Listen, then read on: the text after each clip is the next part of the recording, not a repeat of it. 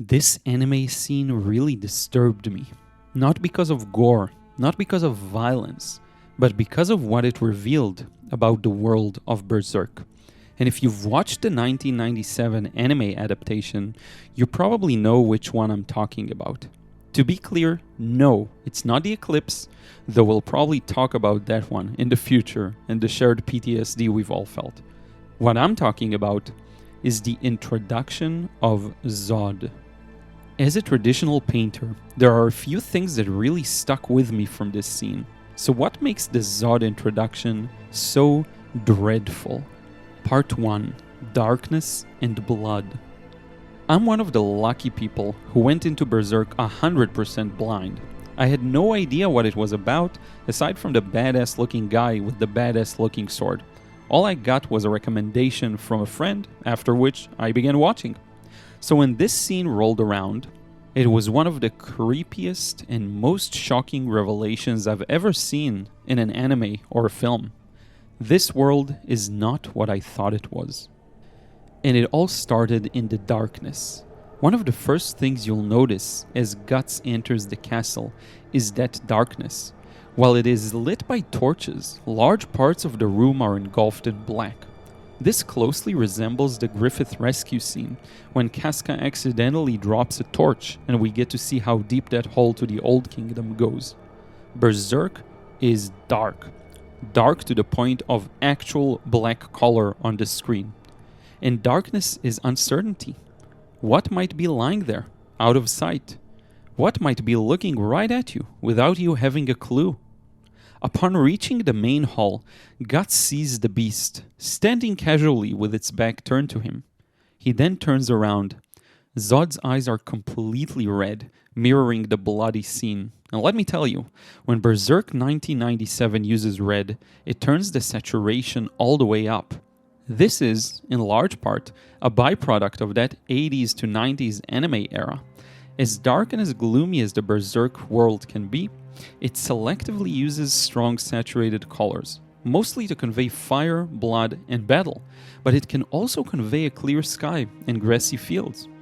But what truly makes this scene unforgettable is contrast. So far, we've been following the band of the Hawk's rise to glory. The adventure has been far from peaceful, but it was grounded in an old, somewhat natural medieval world.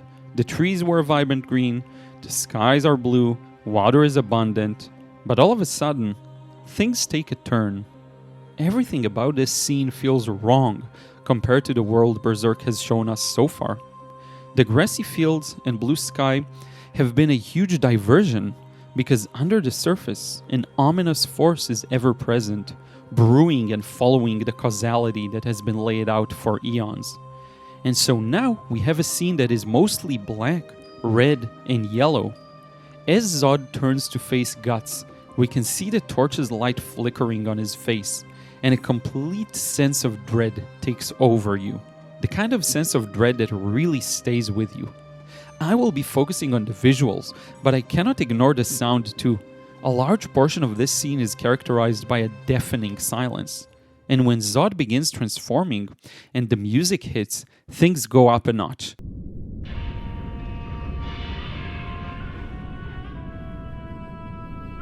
Susumu Hirasawa is a genius, and I highly recommend you listen to the full soundtrack of the 1997 anime. After the transformation, Zodd's body is a dark red, a wonderful choice and interpretation of the black and white manga. He is now also characterized by strong chiaroscuro shadows. These remind me of the old master Caravaggio, whose body of work is often engulfed in darkness.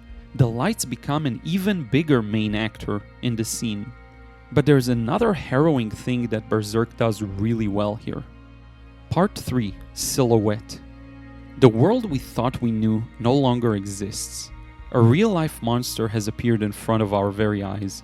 The monster then transformed, and after delivering a final warning to Guts, which I'm glazing over as I'm focused on the visuals, but what a scary thing to hear, the monster then spreads its wings and takes flight.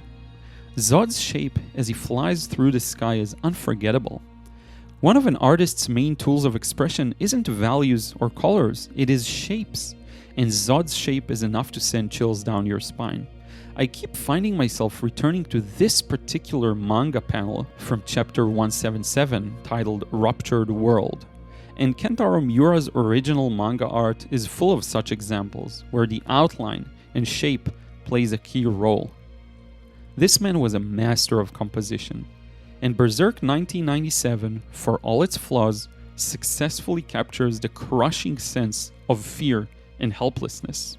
And that is why the introduction of Zodd feels so dreadful.